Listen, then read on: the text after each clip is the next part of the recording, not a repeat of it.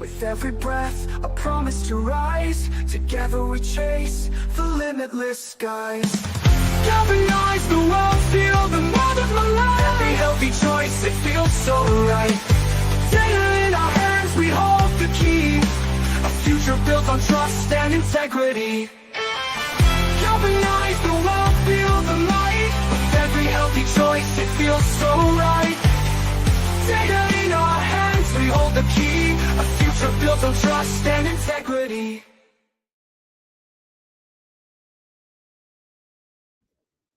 Well, hello, Galvanators. Byron Belka here, and welcome to another week. Hopefully, you are having a great January as we're kicking things off, getting things going, and you're jump-starting your 2025 as you start to thrive this year. And, you know, we got a lot of positive feedback last week as we went over kind of our roadmap for 2025. And guys, I'm telling you what, I'm so excited about where we're going to be, not just in this year, but what this year is going to be for so many years to come. It's going to be foundational. And with all of the things that are lining up in the world for us to be able to bless more and more people's lives, just feel so honored to be able to be here with every single one of you, wherever you're tuning in from. Looks like we got people from different parts and different states of the United States. And I know we have people all around the world that are part of our Galvan community and our Galvanators out there. And it's just awesome when you can get like-minded individuals to lock arms, to go out there and make positive change. And we're doing something that has never been done before. And that truly is so inspiring because of what it's going to mean for those that are involved and what it's going to mean for those that come after us. You know, you have to have somebody go out there and create that path. And you've got to have those people, those forerunners that see it and that get it. And that's who we're talking to. And I love that we're talking to that group of people, you know, week after week as we're putting our plans, because we're going to turn this little path that's being created into a freeway where we're going to be able to once again bless so many people because of the energy and efforts that everybody's doing. So as far as what's transpiring today, one of the first things that I wanted to do is I wanted to recognize one of our community members that is newer to the community, that's gone out there, seen the vision of what Galvan is, and really started sharing that. And we got to hear from Dave last week, which was awesome.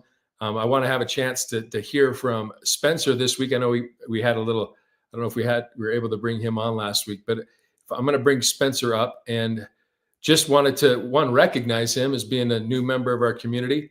And then two, just congratulate and ask him a couple of different questions, because he's gone out there and shared this with a few people, and great things are happening. So I don't know, Spencer, if you're there, but there we go, brother. Hey, thank you so much for being here today and taking some time. I know that you're busy and you're doing this in the cracks and crevices of your day, but thanks for being here today. Yeah, of course. You know, and like Byron said, learning about what Galvan is all about and where we're going in the future has just really been a mind-blowing thing for me, and something I'm excited to be a part of, and I'm excited to be here with everybody. Well, and you know what? I know even just just having a little bit of the passion that you've had, you've shared this with a few people who have kind of caught the vision. And I think that, you know, I think last month, I mean, there's quite a few people that were introduced and nodes that were purchased because you shared it with them. Yeah. I mean, it really was just me just opening up my mouth and just being open about saying, hey, this is something that I'm doing. I've had success here, and something that, you know, could be fruitful for all of us. And then sharing about the opportunity of decentralizing and what's possible for me as an individual, managing my records and seeing what I can do in my future, and explaining the vision to other people. It's really about just catching the vision and then sharing that with other people, and just being open and talking about it at any chance I get. And it's led to some good success. So happy to keep going, you know? No, it was great. Well, I think I was starting to add it up. I think because of Spencer last month, I think there were about 32 nodes, Galvan nodes that were purchased because Spencer, because you opened your mouth and you pointed and you directed people to what we're doing. So 32 nodes that were purchased because you were sharing with people, you know, what Galvan is all about. And I think that, you know, I don't think that you felt like you knew everything from the beginning to the end, or I don't think you knew everything about the whole process, but you were willing to just share and point people in the right direction because it was something that you saw value in. Yeah, absolutely, absolutely. And how I think of it for me is like, how selfish would I be if I saw something that I knew would help somebody else? If I'm not sharing this with other people, it's kind of a selfish part on my end. And so I just want to be kind of that guide for people, and that's how I do anything in any sales that I try and do is just guide people to an answer that I believe in, and something that I think is going to help them as well. That's awesome. Well, no, we're excited to have you as part of the community because that's what it is. It's a lot of people doing a little bit, and as you've gone out there and shared this, as we know, we've got one of the biggest projects I believe has ever hit the health and wellness market. There's only going to be 100,000 nodes ever distributed in this project. That is, that's it. It's not like we're printing new money. It's not like there's other people that can join and be part that way in the community after these are sold. So it is a big opportunity for people to know about right now, especially before we go and do everything that we're about to do here in 2025. So anyway, Spencer, thank you so much. Love having you as part of the community, and thank you for going and being willing to share and let, once again, the information do what the information does. Like we talked about last week, our goal is to do is point. So great job, Spencer. Appreciate you. Thanks, Byron. Yeah, all right. Well, have a great day. So I love just recognizing some of those successes. And you might think like, what? 32 nodes that were purchased because somebody just shared. Well, guys, it just comes down to believing in what we're doing, and whether that's, a G Plus app that somebody gets on, whether that's somebody going to the marketplace and purchasing some tokens of our eyes, or whether that is going out there and sharing and having people participate in the community the greatest way they can, and that is with nodes, then it's all wins and it all adds up. So congratulations once again, Spencer, for what you're doing. I know that 2025 is going to be an awesome year for you and the people and the community that you're helping build here, because you're bringing some of the right people in that are seeing what this really has to offer and what this can do. So anyway, love having you as part of the community, and just love taking that time to recognize. So let's now turn it over. There's a lot going on. You guys got to hear a little bit on our roadmap from Dr. Sharp last week, and be able to kind of see some of his vision and where we're going. But I want to turn some time over to Dr. Sharp now to be able to give some updates and share a few things. But Adam, thanks for being here as always. Thanks for your leadership, and just love being able to lock arms with you. Turn it over to you. Thanks, Byron. And thank you, Spencer. We are so proud of our community. It's so fun to be a part of people that are all pulling in the same direction. And, as we get organized for part of 2025, my hope is to present either some new information or information that you already have heard, but maybe have forgotten, or maybe just add a little bit of a little more motivation. So I'm going to talk a little bit about our minds today. As we know, this just is our our most simplified mission here, which is to galvanize the world, to heal humanity. And galvanizing is bringing people together with a common purpose. It also, depending on which definition you look at, when you galvanize metal, you help to protect it and to secure it, and so prevent it from corroding. And that's what we want to do. We want to help the world to understand and see more. So I'm going to actually make this a little bit bigger, and I want to start with something that is important to me. So he's not on here. I don't see him, and he's not much of a online streaming tech individual, but my dad is my hero. He is the epitome of a servant leader, and his whole life, all he's ever done, whether as a leader professionally or in his personal life, is really help other people. So his birthday was yesterday. This is a picture of my brother that's closest to me in age. And you can see me here in this light blue suit. This is circa probably 1983. I don't know, maybe 1983. But just shout out to my dad, who celebrated his birthday yesterday, and I love and appreciate him. So here's something that I wanted to share. This is the nice part about having, as I grow older, I have, my kids learn and grow. And he recommended this book, As a Man Thinketh. This book was published in 1903, I believe. So it's not new. It's been around a while. You could read it all in one sitting. And so I just got it this week. And as I was thinking about mind, body, and soul, it's certainly relevant to bring up this book that talks about mind and as a man thinketh. And so I found there's a variety of amazing quotes, but I love this quote about thought seeds and how we reap what we sow. If we're in control of our thoughts and we are in control of our ability to go learn new things. And sometimes that's harder the older that we get, as we want to fall into old patterns and old thought processes, and it's sometimes harder to change. And the reality is part of being well, and we'll talk another time about the difference between health and wellness, but wellness is a process. It's us striving to be our best self in both mind, body, and spirit. And I believe this to be a true statement, that good thoughts bear good fruit.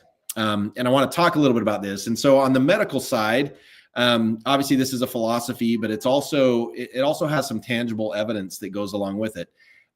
Some of you may have heard Sudoku was the first thing that I heard. Oh, if you do Sudoku, then you're not going to get dementia. Or if you do crossword puzzles or different things. What I interpret this to mean, this is one study, and if you go to any of the variety of places, either the Alzheimer's societies or different areas, it does not mean that if you study, learn, or do puzzles to keep your mind sharp, that you won't get dementia. You still might. The reality is it does reduce your risk. And if you do get dementia, it delays its onset. The point is sometimes academics get too caught up in things that don't matter about like causation. And they miss the point that it is totally up to us. We have complete autonomy if we're going to be willing to do things that keep our minds sharp. Are we willing to learn something new? Are we willing to read something different? Are we able to expand our perspective or just do something that keeps our mind sharp, helps us to remember things? A man that I loved was forgetting names. And so every time we went to a meeting, and he and I worked together, and so he would sit and actually quiz himself on the names of the people we were going to go meet, because he knew these people, he loved them, but names were tough. And I totally appreciated that he was using his mind to remember things better. And I think this is important, that effort is worthwhile. The other part, and I want to share, this is part of our minds as we learn new things, as we keep our minds sharp by, again, whether it's reading a new book or studying something different or beginning to actually play a new instrument. Now, if you ask me, I have absolutely no musical talent. I started learning to play the guitar in the last year, about 6 months ago. And it has been a little bit of a struggle, but I am loving it as I am beginning to actually play an instrument. I've never learned to play an instrument. I feel like my mind has expanded just in those efforts, even though I'm not very good. I learned a few Christmas songs I could play during the holidays. My daughter sings along with me, which I enjoy.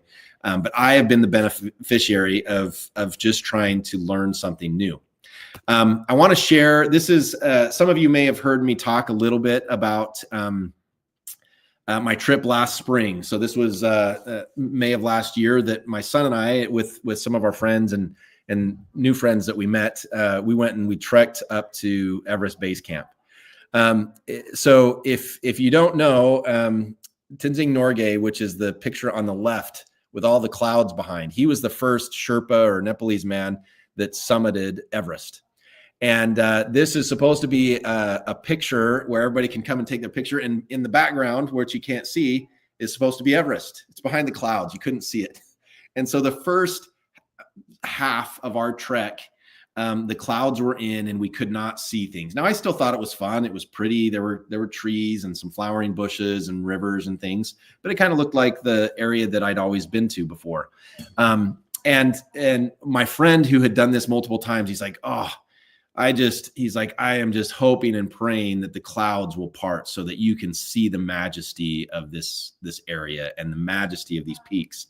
And I was like, oh, we'll see him. It's not, I didn't know what I didn't know. And early one morning, it was like 4:30 in the morning. My son called me. We were in different rooms. He called me and he said, Dad, you got to go outside. You got to go outside. And so I was like, is there something wrong? What's the matter? And he's like, no, it's like the clouds are gone and you won't believe it, what you can see. And so we went outside and we were about the same height. This was a Dingboshe. It was the name of the town that we were in. When we came in, there was cloud cover. And so wasn't that pretty. You didn't really see much. The town in and of itself wasn't all that magnificent, other than it was great to be there and be warm and have good food. But as you can see behind us here, this is my son and I and our team of Sherpas. I bring this up here because it entirely changed my perspective. This is the morning of Dingboshe. And what it did is Dingboshe is about the same altitude as the tallest peak in the continental United States. So Mount Whitney is the tallest peak in the continental United States. And that's where we were down below in the valley. And when we woke up, there were just these beautiful, this is a picture here of Ama de Blanc. And I'd never even heard of Ama de Blanc before. It's way prettier than Everest. It's a few thousand feet shorter, but way prettier. But the point is sometimes we limit our minds to what we can see. And this experience of mine, I'd learned it in a variety of different ways. And many of you have learned this as well through experience in your life, is sometimes we limit our minds to what we can see. And in this case, the clouds sometimes cover things. And so I always remember, in terms of elevating our vision and really expanding our perspective, is believing in things that are there, that are true. We just haven't seen them yet, or we haven't experienced it yet. So as we decide, it's up to us, right? As we take actions to learn something new, to keep our minds sharp, to try and avoid the things that we know may happen either with age or with disease, those efforts matter. And this is part of, I think, what James Allen was teaching over 100 years ago when he said, as a man thinketh, that we will reap what we sow. And as we think good thoughts and as we strive to do good things, then those things will happen. So the question is to each of you, as part of Galvanators, is how are you exercising your mind? Do you like crossword puzzles? Do you like to wake up and do, a crossword puzzle? Do you like to do Wordle? Do you want to go do a Sudoku? Do you want to go and read a new book? My wife is the epitome of this. She is constantly giving me new books to read. Sometimes I'm like, I don't like those kinds of books. She's like, well, have you read it? How would you know? And it's been amazing to me how many books I thought I wouldn't like, that just by opening it and starting to read, I'm like, I actually really, really love this and really enjoy it. So part of our invitation to you is to exercise your mind. The question is if you're exercising your mind, it's our most important asset. We talk a lot about fitness and exercising muscles, which is also important. But we can't forget to do this as we learn and grow and do new things. So good thoughts bear good fruit, just as James Allen said over 100 years ago, and as a man thinketh. And so our invitation to you today, as you care for your mind, body, and soul, is that you're willing to think outside the box, to go learn something new. And as you do so, bear the good fruit that comes as a result of that. So that's our brief health message for today, is to exercise your most important part of yourself, which is your mind, and to bear those fruits that come as a result. So with that, we're going to turn a moment over to our favorite product leader, Robert, and let him share a little bit about a few key points of G+. So Robert, over to you. Thank you. Glad to take a few minutes of your time. I wanted to just go to something very fundamental in the apps. So if you've got your apps and want to follow along, that's great. Adam, great overview on the mind, uniquely in Galvan Plus. Based on all those efforts, we will allow you to measure your success as you measure your mood and stress levels. But where I want to go is to the body section. And I want to just talk about heart minutes for a while. Heart minutes is a unique word to Galvan. A number of the other platforms use different words, but they all use the same measurement.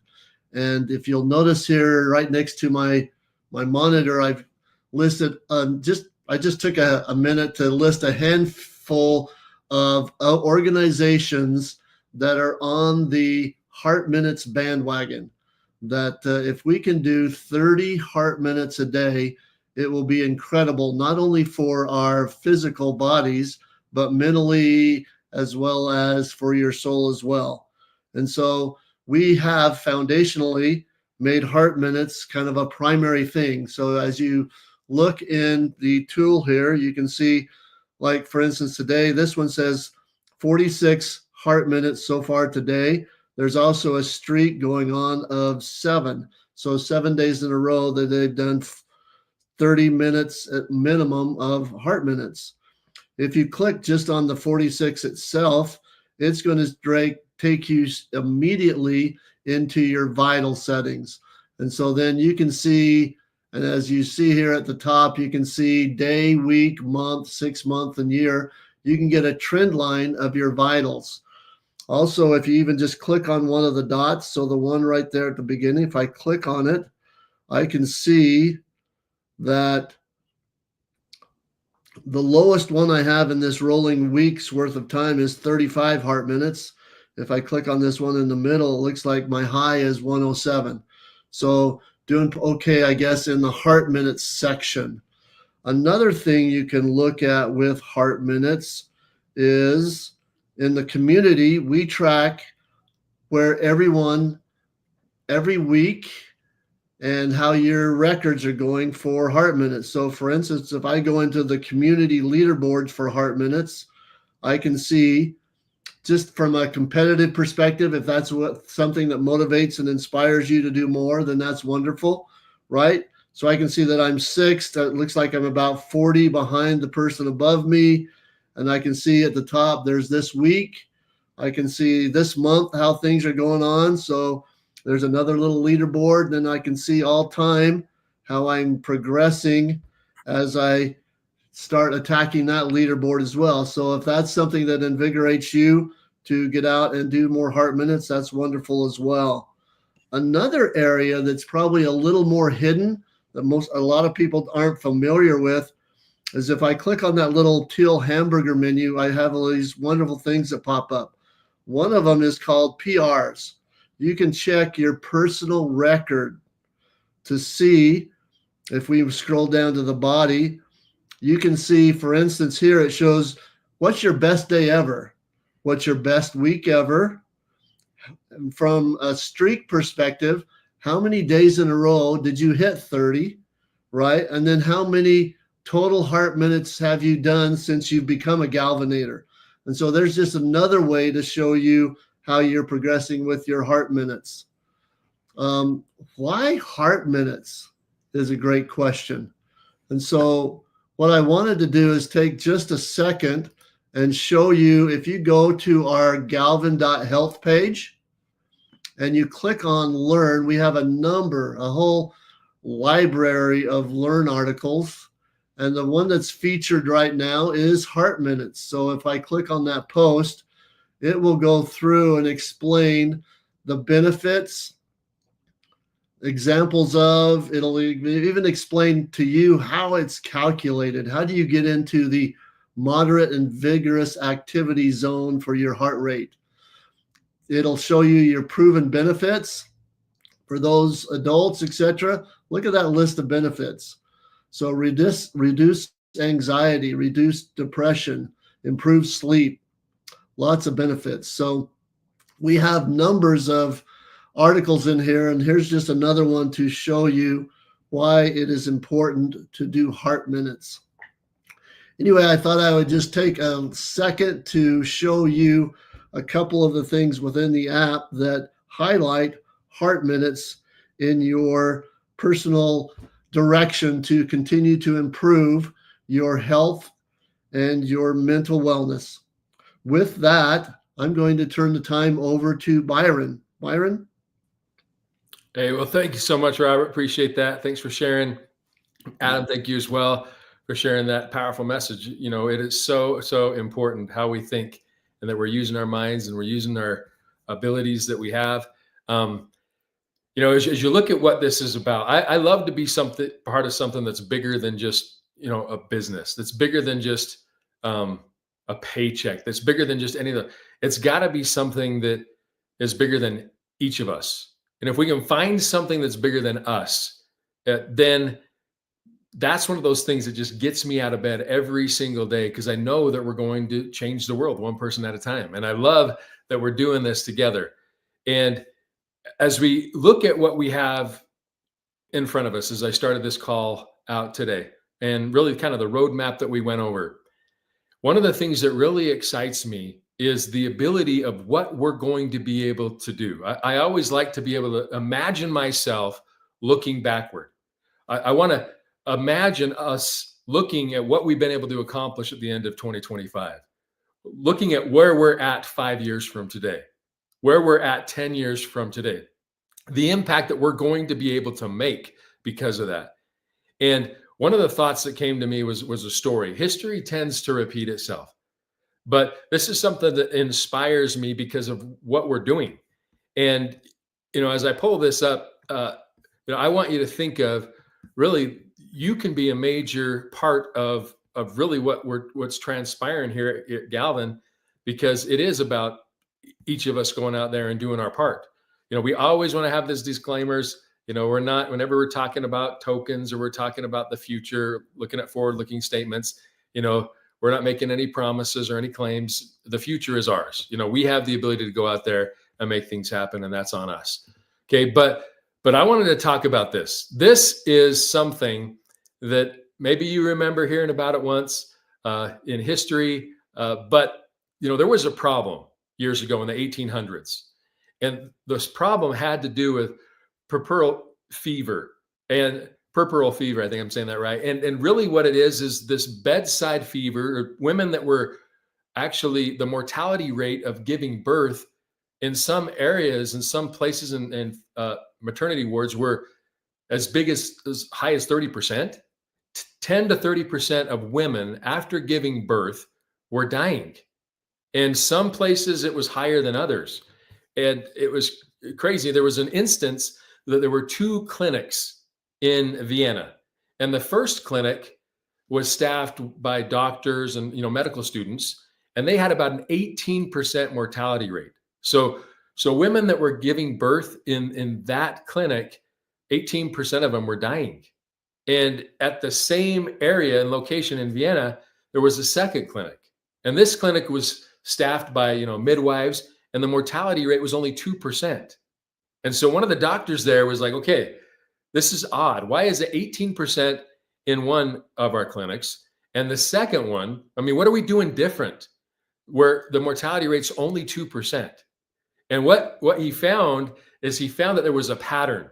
And this was Dr. Semmelweis, who found that the doctors and the medical students often were performing autopsies. They were working on patients that had deceased or that had passed away, that were deceased. And then they went straight from that to delivering babies, and they didn't wash their hands. It wasn't really a thing back then. They didn't know that their germs and all this bacteria and all these things could infect or affect somebody. So this is where Dr. Semmelweis was like, you know what? There's a big discrepancy here. What if we started washing hands? And in 1947, he introduced a policy required all of the medical staff to wash their hands before they examined other patients. And even not really understanding, just seeing this data, what was able to happen is a dramatic result. And after they just started washing their hands, the clinic that was having an 18% mortality rate went down to 1 to 2% mortality rate. So only 1 to 2% of the women were passing away and dying, instead of 18% that was originally happening. And now they got it in line with that second clinic. And the only thing that they did was they realized they had some data. They were able to analyze that data. They were able to implement some things, and it blessed people's lives. Now, as obvious as you think this may be, okay, as obvious as you think, okay, this is great. When this started to be taught throughout the medical community, it was kind of looked down upon. They were like, doctors were thinking, you're trying to say that because of me, somebody is passing away? Come on, get out of here. In fact, the legacy was, Dr. Semmelweis, when he passed away, in 1865, his research on this wasn't really even accepted yet. In fact, he was criticized. even though he had the data. I mean, how many, mothers passed away because this information wasn't being utilized? And the reason that I am bringing this up today is because I can't help but think how many different type scenarios, obviously not this extreme, okay, but how many types of scenarios are going on today where people could be blessed if the information was put in a way where it could be looked at, where it could be monitored, where AI could check it out, and where we could look for trends, where we could find things that could make people's lives better. But we have these childbed fevers going on around the world because people don't have the information. We don't have the information, or we're not able to take this information and do something with it. How many of these types of scenarios still exist today where we could make people's lives better because of information? And we live in a day today where this can all change. We live in a day where we can gather information. We can take that information and utilize even, AI to benefit the masses. Guys, as we go out, like I said, I've been a part of the health and wellness space for decades. And there's a lot of people whose lives have been blessed that I've watched. I've watched transformations right in front of my face because of nutrition, because of changing things in their lives, taking ownership and doing things, just giving themselves basic nutrients that they were void of. And I've watched that happen, but I've never been able to do anything with that data. I've never been able to take that data and then make it better for future people. And what I love about what we're doing at Galvan is this is our mission. We're decentralizing healthcare records, medical records. We're giving people the opportunity and the autonomy to be able to track their own, whether it's just their mood right now, right? Mind, body, and soul. And as we expand into all these things that we're going to be able to do because of blockchain, because of AI, how many childbed type fever scenarios are we going to be able to then say, you know what? Look at the data.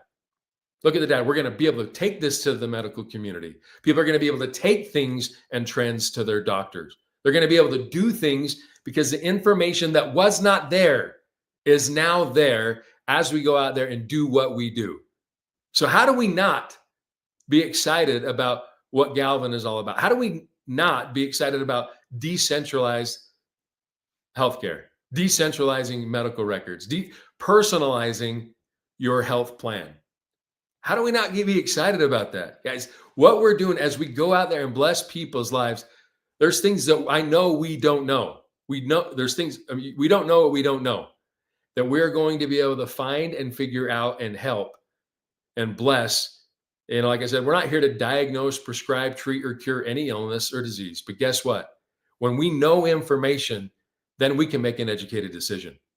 And when we as a community take this information and put it in a way where people, it doesn't matter what part of the world they live in, it doesn't matter what their healthcare scenario looks like in their country or it doesn't matter. We have the information that now they can make educated decisions and they can start to do things that otherwise they wouldn't be able to do. And that gets me excited. That fuels and fires me up. That makes me want to open up my mouth. That makes me want to find more people that want to support this project, whether it's through nodes, whether it's through getting the G Plus app, being a part of our community, tracking their own mood and their body, mind, and soul, spirit, and what they're doing in the app. Whether it's, putting their medical records there, that's what fuels me, because every little bit matters. Every bit matters. And what we're doing matters. So I want you to think about that today. I want you to think about the things that we've talked about, all the benefits that we have in the app, as Robert was sharing, all of the things as Dr. Sharp was talking about, how powerful our mindset is. And what are we doing to take those steps? Because guess what? Nobody's going to do it for us. We need to take personal responsibility for our well-being, because somebody else can't. We have to. I heard a quote once a long time ago, and I think the same thing holds true to our health. And it's kind of a bold statement, but I really believed it, and it hit me when I heard this quote. And it was, Byron, if you are born in a scenario that you don't like, okay, that's not your fault. And I'm saying this to anybody around the world. If we're born in a scenario that we don't necessarily like, it's not our fault.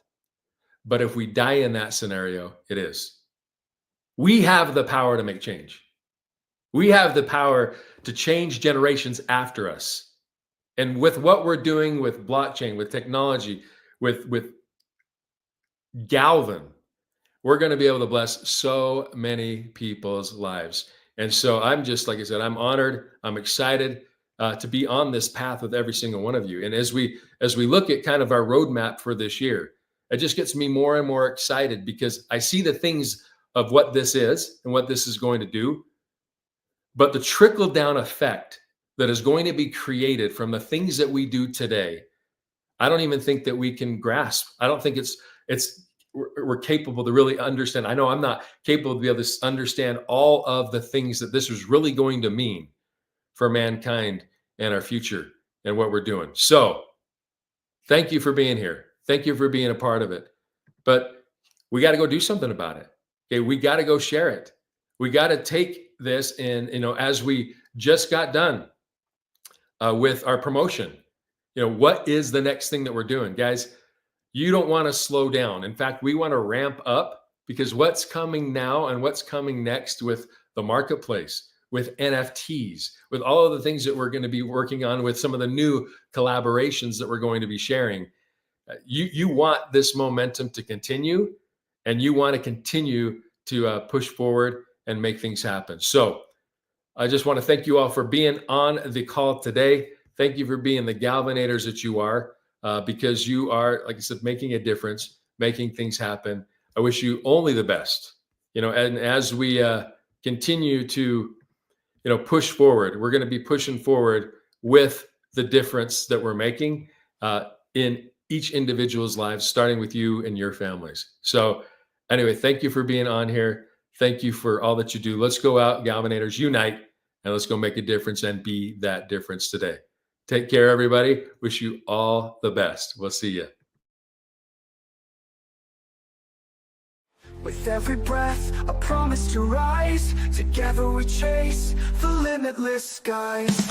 Galvanize the world, feel the mold of my life. Every healthy choice, it feels so right.